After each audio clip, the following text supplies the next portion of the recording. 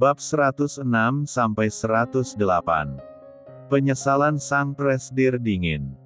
Bisa dikatakan semua ini berawal dari kejadian masa lalu yang dialami oleh kakek. Celetuk Karina menebak. Linda menghela napas panjang mendengar tebakan keponakannya. Sejak awal kuliah dulu mereka sudah menargetkanku. Namun, saat itu aku terlalu polos untuk mengerti dengan hati orang lain. Apalagi saat itu Lina terlalu sibuk dengan balas dendamnya dan bergabung dengan banyak misi bahaya dari FBI. Hingga kami tidak memiliki banyak waktu bersama seperti masa remaja kami dulu. Pertemuan kami menumbuhkan sebuah ikatan persahabatan. Aku sering pulang malam, mabuk-mabukan dan tak jarang melakukan hubungan terlarang bersama pria yang berbeda. Entah mengapa aku tidak sadar kalau mereka mendekatiku karena satu hal, yaitu balas dendam. Tapi aku sedikit bersyukur dengan masa lalu kelamku. Karena dari sana aku bisa menemukan seorang pria yang tulus mencintaiku. Meskipun aku masih ragu dengan perasaanku. Tapi aku mulai yakin dengan hatiku setelah mengetahui perjuangannya. Linda menatap suaminya dengan mata sembab. Maafkan aku. Mungkin aku masih banyak kekurangan selama menjadi istrimu. Faro tidak bisa membendung air matanya. Lah bersyukur akhirnya penantiannya membuahkan hasil. Sementara Karina dan adik-adiknya masih diam sembari mencerna perkataan Linda. Semua sudah berlalu. Kita tidak bisa mengulang masa lalu. Usia kita tidak lagi muda. Kita harus berdamai dengan masa lalu dan memperbaiki semuanya. Kata Jordana menghentikan kesedihan adik bungsunya. Sekarang kita pikirkan bagaimana menyelesaikan semua masalah ini. Aku tidak ingin masalah ini akan terjadi lagi ke generasi berikutnya. Lanjut Jordana membuat semuanya terdiam. Sebaiknya Papa ambil kembali kartel Jalisco dan menghentikan tindakan wanita itu. Ujar Orion membuat Faro terdiam. Aku akan membicarakan hal ini kepada Ei saat kembali ke Meksiko nanti. Jawab Faro membuat Linda was-was. Kau harus hati-hati. Karena aku tahu Selena merupakan wanita yang ambisius dan licik. Bisa saja wanita itu sudah berhasil menghasut sepupumu. Kata Gavin membuat Jordana setuju. Aku akan meminta beberapa pasukan bayangan melindungimu dari kejauhan. Timpal Jordana. Ia tahu Faro sudah lama pensiun dari dunia mafia. Meskipun adik-adiknya menikah dengan pemimpin mafia kejam. Tapi, Jordana akui bahwa suami dari adik-adiknya merupakan pria baik-baik dan akan mencintai adik-adiknya dengan tulus. Aku melupakan sesuatu. Mariana merupakan adik sahabatku Luciana. Sahabatku Luciana sudah meninggal setelah melahirkan beberapa puluh tahunan lalu. Aku tidak tahu pasti apakah Luciana meninggal atau tidak. Karena aku juga mendapatkan informasi itu dari orang lain. Aku dengar keluarga mereka jatuh miskin setelah kecelakaan yang kualami beberapa tahun lalu. Adiknya akhirnya memutuskan bekerja sebagai karyawan biasa. Namun, suatu hari Selena datang memintanya menyamar menjadi maid di kediaman Gultom sebagai informan untuk Selena. Namun, ternyata Mariana malah jatuh cinta pada Johnson. Aku tidak tahu pasti apakah Herald adalah anak Johnson atau tidak. Karena jauh sebelum itu aku tahu bagaimana pergaulan Mariana di masa mudanya. Ungkap Linda membuat tangan Gavin dan Lina mengepal. Bisa disimpulkan Selena adalah dalang di balik semua ini. Tanya Karina membuat Linda terdiam. Aku tidak tahu apakah Selena terlibat atau tidak. Namun, Aku masih merasa janggal dengan kematian Luciana. Aku tidak pernah mendapatkan informasi mengenai liang lahan peristirahatan terakhirnya. Jawab Linda membuat semua yang ada di sana kembali terdiam. Mereka sibuk mencerna semuanya dan menyatukan benang kusut dari semua tragedi di masa lalu.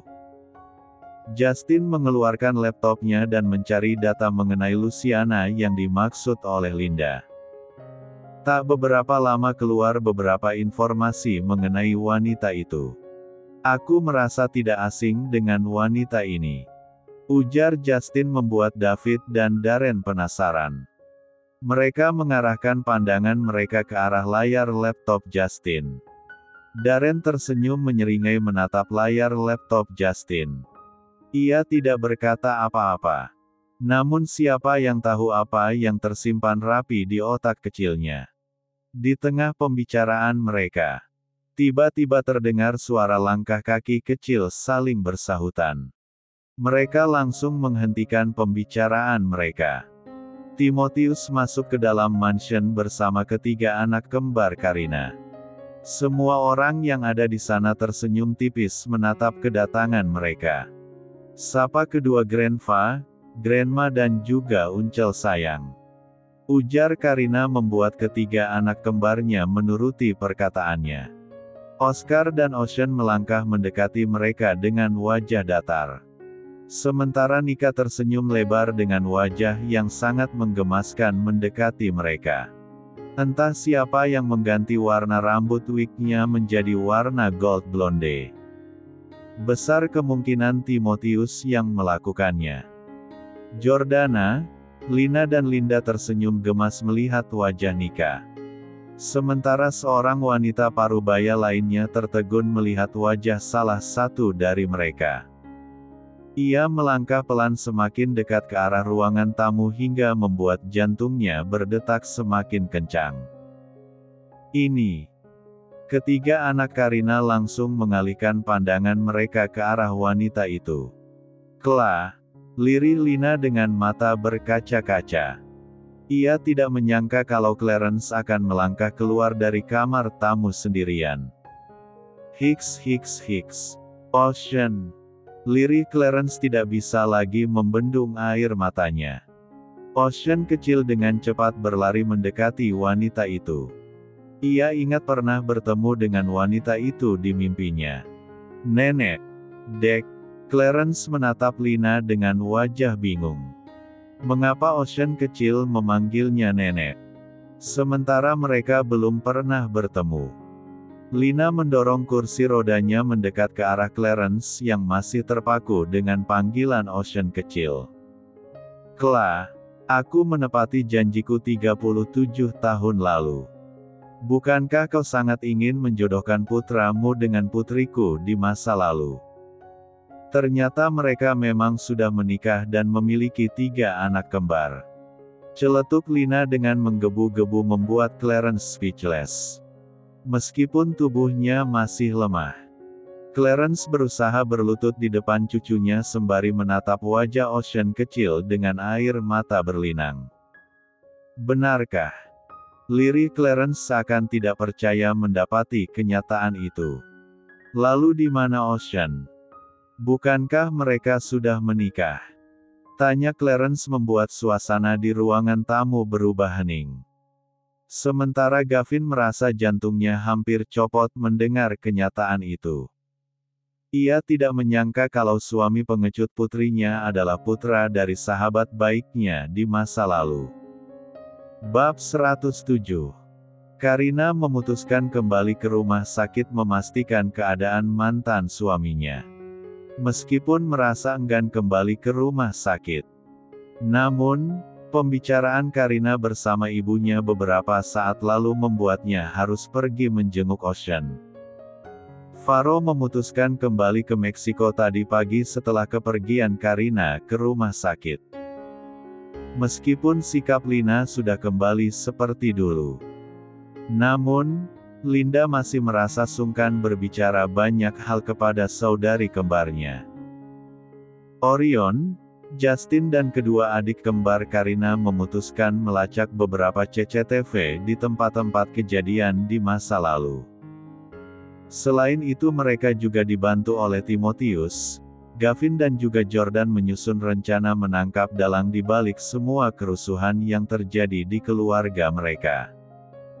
Selena, Luciana, Mariana dan Rania serta orang-orang dari kartel Jalisco yang mungkin saja selama sudah berkhianat. Kembali ke rumah sakit. Karina berdiam diri beberapa saat di depan pintu kamar rawat mantan suaminya sebelum masuk ke dalam kamar. Ocean masih terbaring di ranjang rumah sakit dengan selang infus yang menancap di punggung tangannya. "Apa kau sudah sarapan?" tanya Karina sembari meletakkan tasnya di atas nakas. "Aku tidak lapar," jawab Ocean tanpa menatap ke arah Karina. Karina menghela napas mendengar jawaban mantan suaminya. Tak beberapa lama seorang perawat masuk ke dalam kamar rawat membawa sarapan pagi untuk Ocean. "Beberapa menit lalu kami sudah membujuk Tuan Ocean sarapan secara mandiri, Nyonya. Namun, Tuan Muda berkata kalau Tuan Muda tidak lapar," jawab perawat itu dengan takut-takut. Siapa yang tidak kenal dengan Karina Francisca Arnold? Wanita yang paling disegani di negaranya. Wajah cantiknya sering kali berseliweran di beberapa artikel dan media massa atas beragam prestasi besar yang dicapainya. Bisa dikatakan Karina terkenal dengan julukan Okin karena kemampuan bisnisnya yang luar biasa. Itulah mengapa Gavin langsung menjadikan putrinya sebagai penerusnya. Karena kemampuan Karina sudah tidak diragukan lagi. "Ayo sarapan. Aku hanya memiliki waktu sebentar menjengukmu," ujar Karina.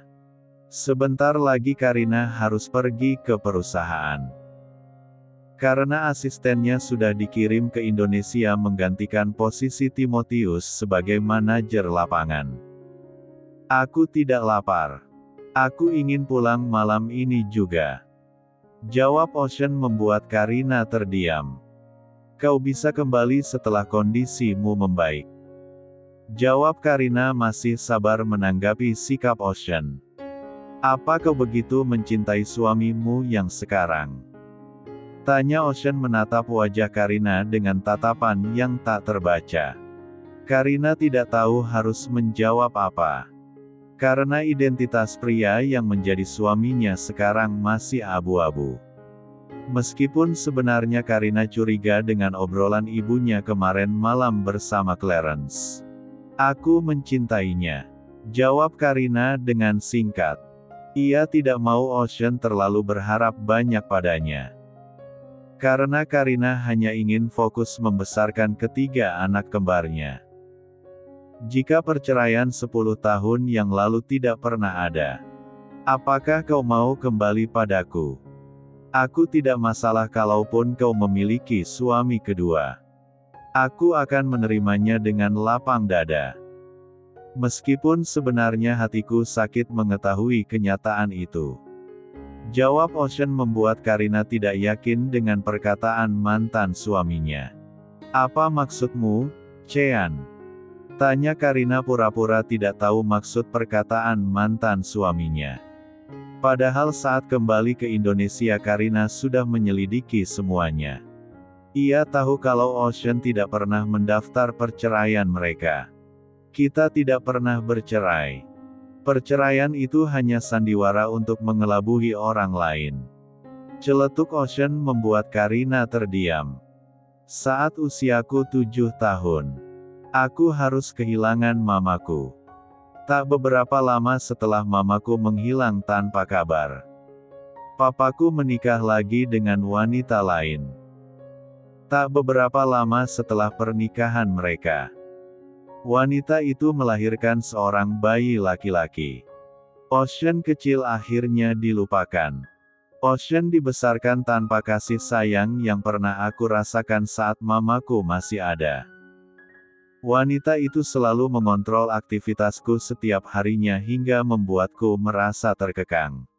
Sementara papaku malah mengabaikan keberadaanku dan sibuk memperluas bisnisnya. Mariana tidak seperti yang kau pikirkan, Karina. Dia bukanlah wanita baik. Mariana memiliki banyak pasangan mata yang bisa memantau kegiatanku sehari-hari. Ia ingin putranya menjadi penerus Black Mamba selanjutnya. Aku hanya ingin melindungimu. Makanya aku memintamu pergi menjauh dari Indonesia. Aku takut nasibmu sama seperti mamaku. Karena backingan Marina bukanlah dari kalangan biasa. Lanjut Ocean. Meskipun aku berasal dari keluarga mafia. Tapi, aku hanyalah manusia biasa yang memiliki hati nurani. Maafkan aku. Mungkin aku tidak bisa menyembuhkan lukamu yang terlalu terbuka lebar. Karena kesalahanku sangat fatal. Namun jauh di lubuk hatiku. Sejak awal aku sudah tahu kalau kamu tidak akan pernah menggugurkan kandunganmu. Sebenarnya sebelum menikah aku memang jauh hati pada Giselle selama 2 tahun. Namun, aku melihat banyak perbedaan di antara kalian berdua selama kita berumah tangga. Giselle merupakan gadis yang manja dan suka berbelanja. Sementara kamu adalah wanita mandiri dan selalu sabar menghadapi kerasnya dunia. Aku merasa kamu adalah wanita yang tepat menjadi pendampingku. Aku mengagumimu sejak awal pernikahan kita. Meskipun aku belum tahu mengenai identitasmu sebagian anak perempuan yang aku temui di masa lalu. Aku takut saat aku menyerahkan seluruh hati dan hidupku padamu. Kau akan pergi meninggalkanku seperti apa yang dilakukan mamaku. Aku takut dikecewakan untuk kedua kalinya. Liri Ocean tidak mampu membendung air matanya. Namun setelah kepergianmu ke luar negeri, fakta tersembunyi yang selama ini tidak aku ketahui akhirnya menyadarkanku. Betapa berharga dan berpengaruhnya sosok kalian di hidupku. Bukankah aku pernah berkata, jangan pernah menyesali keputusanmu. Karena aku tidak akan pernah memberikan kesempatan kedua padamu. Jawab Karina dengan wajah datar. Ocean terdiam mendengar perkataan Karina. Meskipun sakit. Namun, itulah kenyataannya. Karina melirik sekilas jam yang melingkar di pergelangan tangannya dan kembali mengalihkan atensinya ke arah Ocean. Aku mau berangkat ke perusahaan karena hari ini aku memiliki pertemuan penting dengan rekan bisnis Padre. Sebelum itu terima kasih sudah mengantarkanku sampai Jepang 10 tahun yang lalu. Aku tahu kalau selama 10 tahun ini kau mengirim salah satu anggota Black Mamba menjagaku dan ketiga anak kembarku. Kata Karina membuat Ocean terkejut. Sementara Karina langsung pergi dari sana setelah mengucapkan kalimat panjang itu. Ocean menatap kepergian Karina dengan air mata berlinang. Ia mulai berpikir kalau Karina tidak akan pernah memaafkannya. Bab 108. 3 hari kemudian, kondisi Ocean sudah semakin membaik. Ia merasa lega akhirnya bisa keluar dari rumah sakit. Setelah obrolan mereka beberapa hari lalu, Karina tidak lagi mengunjungi Ocean hingga membuat pria itu benar-benar lesu dan patah hati. Saat sedang sibuk dengan kegiatannya membereskan semua barang-barangnya, seorang wanita parubaya masuk ke dalam kamar rawatnya dengan berlinang air mata. Chean. Liri wanita itu membuat tubuh Ocean membatu. Ia sangat familiar dengan suara wanita itu. Aku pasti sedang berhalusinasi. Mana mungkin aku mendengar suara orang yang sudah lama tidak aku temui. Gumam Ocean melanjutkan kegiatannya membereskan barang-barang miliknya. Chean. Suara lirih itu kembali terdengar di telinga Ocean hingga membuat gerakan tangannya terhenti. Ia membalikkan tubuhnya dan menatap tidak percaya ke arah pintu. Ocean dengan cepat membalikkan tubuhnya. Aku pasti berhalusinasi. Aku pasti sedang berhalusinasi. Mungkin obat bius di tubuhku belum menghilang sepenuhnya. Gumam Ocean dengan suara bergetar. Ia tidak mau terlalu berharap akan keberadaan sosok yang ada di depan pintu kamar rawatnya. Sebuah pelukan hangat itu membuat jantung Ocean berdetak kencang. Ia langsung membalikkan tubuhnya dan terkejut melihat wajah sembab yang memantul di kedua bola matanya. Mama. Liri Ocean masih belum percaya dengan kehadiran Clarence di depannya. Cean. Liri Clarence dengan dada sesak. La merasa sedih saat tidak bisa menikmati proses tumbuh kembang putranya sebagai seorang ibu. Apalagi saat Clarence mengetahui kehidupan pernikahan putranya. Dada Clarence semakin terasa sesak seakan tidak bisa bernapas. Mama. Apa Ocean sedang bermimpi? Jangan sadarkan Ocean kalau pertemuan ini hanyalah sebuah mimpi. Ujar Ocean dengan suara bergetar. Mama. Ocean merindukan Mama. Bawa Ocean pergi dari sini, Ma. Tidak ada lagi yang sayang dengan Ocean kecuali Mama. Hanya Mama yang menyayangi Ocean. Hanya Mama yang mengerti dengan perasaan Ocean. Hiks. Ma. Bawa Ocean pergi, Ma. Ocean menangis terseduh-seduh di dalam pelukan Clarence. Ia sudah sangat lama merindukan hangatnya pelukan ibunya. Cean. Liri Clarence menahan sesak di dadanya. Hanya nama itu yang terucap dari bibir Clarence. Ia tidak menyangka kalau Johnson akan membiarkan putra mereka tumbuh tanpa kasih sayang. Bak. Ocean tiba-tiba pingsan setelah mengucapkan kalimat itu. Ia masih syok melihat kehadiran Clarence di hadapannya. Setelah 30 tahun tidak bertemu. Tiba-tiba ibunya hadir di saat hatinya hampir hancur. Clarence dengan panik langsung meminta tolong kepada beberapa anak buah The Devil yang berjaga di luar. Tolong panggilkan dokter. Teriak Clarence dengan air mata berlinang. Di sisi lain, semua orang sibuk dengan kegiatan mereka masing-masing. Linda dan Jordana memutuskan memperpanjang visa kunjungan mereka selama sebulan ke depan di Italia. Karena mereka pikir masalah yang mereka hadapi tidak akan rumit hingga hanya membuat visa jalan-jalan. Selama 3 hari ini Karina menghindari Ocean. Ia merasa perkataan Ocean mampu meruntuhkan pertahanannya.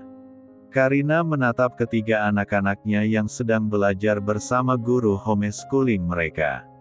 Mereka terlihat sangat serius mendengar pelajaran yang disampaikan guru mereka hingga tidak menyadari keberadaan Karina. Saat Karina sedang sibuk membuat cemilan di dapur, salah satu anaknya melangkah mendekatinya.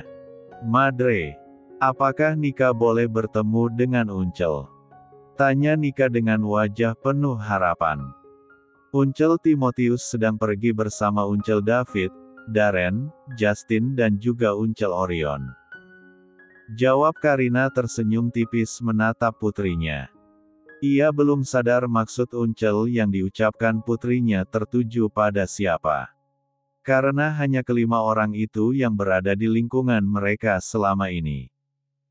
Sementara Uncel baik yang dimaksud Nika adalah ayah kandungnya sendiri. Nika ingin bertemu dengan Uncel baik, Madre. Kata Nika lagi memperjelas perkataannya. Dek. Gerakan tangan Karina terhenti saat sedang asik mengaduk adonan kue kering. Karina kemudian mencuci tangannya dan meminta salah satu maid melanjutkan pekerjaannya menyelesaikan adonannya. Karina lalu berjongkok di depan putrinya dan menatap putrinya dengan lembut. Sayang, kita sedang berada di Italia. Kita tidak mungkin kembali ke Indonesia bertemu dengan orang yang kamu maksud. Ujar Karina membuat Nika cemberut. Ia tentu saja tahu kalau ibunya sedang berbohong. Hiks. Madre bohong. Aku dengar Nona Klas sudah pergi ke rumah sakit menjenguk Uncel Baik. Apa Uncel Baik sedang sakit? Mengapa dia tidak memberitahu Nika kalau dia sedang sakit? Rengek Nika menangis sesenggukan. Madre, Nika mau menjenguk Uncel Baik. Bukankah Madre bilang kalau kita harus berbuat baik kepada semua orang? Bukankah Uncel Baik menolong kakak waktu diculik oleh nenek sihir? Harusnya Madre mengucapkan terima kasih padanya dan berbaik hati padanya. Lanjut Nika membuat kedua saudaranya ikut melangkah menuju dapur memastikan keadaan Nika. Karina tentu saja terkejut mendengar perkataan putrinya. Ia tidak menyangka kalau Nika akan mengetahui kebohongannya. Tangisan Nika mengusik kegiatan Lina yang sedang fokus menatap layar laptopnya. Ia mendorong kursi rodanya menuju arah asal suara. Sayang, kamu kenapa? Tanya Lina membuat tangisan Nika semakin menjadi-jadi. Nika mau bertemu dengan Uncel Baik, Nona. Ujar Nika dengan suara serak. Siapa Uncel Baik? Tanya Lina yang belum tahu mengenai kejadian yang dialami oleh ketiga cucunya saat berada di Indonesia. Uncel Baik yang menolong kakak saat tertembak oleh penculik itu. Kakak pasti mengenalnya. Ujar Nika sembari menatap ke arah kedua saudara kembarnya. Kakak juga ingin menjenguk Uncel Baik kan? Tanya Nika membuat kedua saudara kembarnya terdiam. Siapa Uncel Baik yang mereka maksud, nak? Tanya Lina penasaran. Tak biasanya cucu perempuannya bertingkah tantrum seperti itu.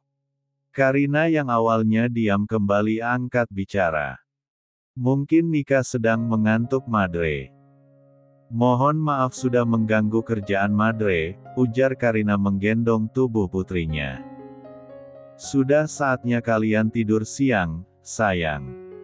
Ujar Karina membuat anak-anaknya mau tidak mau harus menuruti ibu mereka. Lina menatap kepergian mereka dengan ekspresi tak terbaca. Ia yakin putrinya telah menyembunyikan sesuatu.